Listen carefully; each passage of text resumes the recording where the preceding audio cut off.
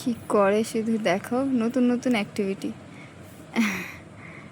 একটা একটা করে নতুন নতুন কিছু শেখে, সেটাকেই বারবার করে।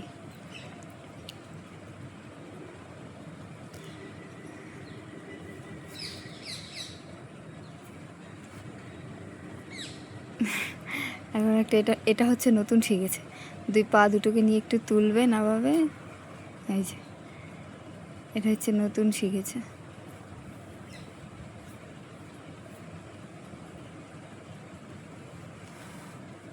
এবার একটু দাঁড়াবে,